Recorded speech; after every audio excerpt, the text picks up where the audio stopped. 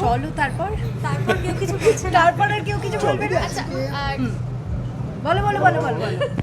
ঠিক সন্ধ্যে নামার আগে আজকের পোস্টার লঞ্চ হলো এবং সাথে তোমাদেরকে পেয়ে গেছি। কি বলবো?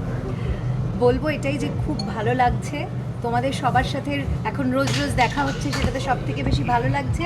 এবং 12ই ডিসেম্বর আমরা একটা খুব ভালো জায়গায় শুটিং করেছি, টুমলিং, যেটা তোমরা এখন আমাদের পোস্টারে দেখতে পাচ্ছ। এবং আমাদের ছবি ঠিক সন্ধ্যে নামার আগে রিলিজ করতে চলেছে। সবাইকে বলবো সবাই মিলে হই হই করে একদম বড়দিনের ছুটিতে সপরিবারে এসে আমাদের ছবি দেখো ঠিক সন্ধ্যে নামার আগে। একদম।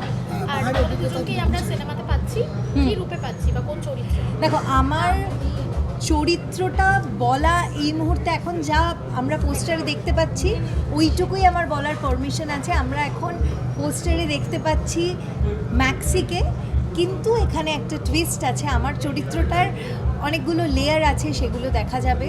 এবং এই যে ফাইনাল টুইস্টটা সেটা জানার জন্য কিন্তু অবশ্যই দেখতে হবে ঠিক সন্ধ্যে নামার আগে, কারণ আমার চরিত্রটাই বলে দেবে অনেক কিছু। এবং আমার চরিত্রটার হাত ধরেই কিন্তু পুরো এই যে মিস্ট্রি আনভেল যাকে বলে সেইটা কিন্তু করা হবে। পাহাড়ে এমনিতে অনেকবার ঘুরতে যাওয়া হয়েছে, হ্যাঁ। কিন্তু শুটিং এর ক্ষেত্রে যাওয়াটা এটা আসলে কিরকম? এবং সত্যি কথা বলতে এটা মানে একেবারেই শুধু বলবার জন্য নয়, টুমলিং আমার খুব প্রিয় জায়গা হয়ে গেছে এখানে যাওয়ার পরে। এবং সেটা রাজদীপটাও বোধহয় বলবে, আমরা যখন যেদিন গেছিলাম আমরা একসাথে গেছিলাম আর কি, আমরা ট্রাভেল করছিলাম, তো তখন আমরা নিজেরাও এক্সপেক্ট করিনি যে আমরা এত সুন্দর একটা জায়গায় যাব।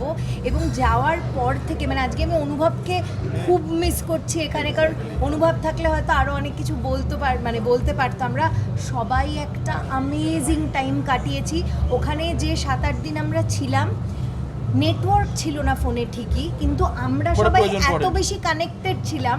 এবং আমাদের শুটিংটা মোস্টলি ডে লাইটের মধ্যেই প্যাক আপ হয়ে যেত, আমাদের খুব বেশি ওখানে নাইট আর কি শ্যুট ছিল না, যেহেতু ওখানে ব্ল্যাক প্যান্থার আসতো বলে আমরা জানতাম এবং আমরা ভয়ে বেরোতামও না কেউ। কিন্তু আমরা সবাই মিলে যে স্ক্রিপ্ট নিয়ে আলোচনা বলো বা নতুন কোনো জিনিস অ্যাড অন, ধরো কালকে একটা সিন আছে, সেই সিনটা প্ল্যান করতাম আমরা র্যান্ডাম বসে, মানে কখনো গিয়ে ডিরেক্টরকে এমন জ্বালিয়েছি, তারা বলেছে যে প্লিজ এবার নিজেদের ঘরে যাও, এবার একটু ঘুমোতে দাও, আমরা তোমাদের থেকে বেশি খেটেছি। বা কোনো লুক নিয়ে হলো, আমরা প্রচণ্ডই ইনভলভ হয়ে গেছিলাম। এবং ইনভলভ হওয়ার পেছনে সবথেকে বড় কারণই হচ্ছে আমাদের এই গল্প এবং জায়গা, এবং ডেফিনেটলি আমাদের পুরো কাস্ট অ্যান্ড ক্রিউ। কারণ কেউ একদিনের জন্যও মনে করায়নি যে আমরা বাড়ির বাইরে আছি, মা বাবার থেকে দূরে আছি বা নিজের বন্ধু বান্ধবদের থেকে দূরে আছি। ওখানে গিয়ে অনেকের সাথেই নতুন পরিচয় হয়েছে। ইনফ্যাক্ট রাজদীপটাকে আমি যাওয়ার দিনই চিনেছিলাম, কিন্তু আমাদের এত ভালো বন্ধুত্ব হয়ে গেছে যে সেটা এখনও আর কি কন্টিনিউ হচ্ছে।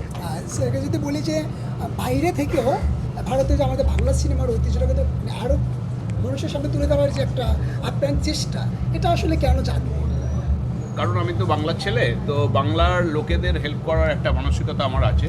যদিও আমি বিদেশি মানে আমেরিকায় থাকি, কিন্তু মনে প্রাণে আমি বাঙালি। তো আমার ইচ্ছা হচ্ছে যে এই বাংলা সিনেমাটাকে আরও এগিয়ে নেওয়ার জন্য। আর একটা মেন প্রবলেম হচ্ছে এখানে যে একটা সিনেমায় তো শুধু আর্টিস্টরাই কাজ করে না, আর্টিস্টরা ছাড়াও অনেক লোক ইনভলভ একটা সিনেমায়। তো একটা সিনেমা করলে অনেক লোকের উপকার হয়।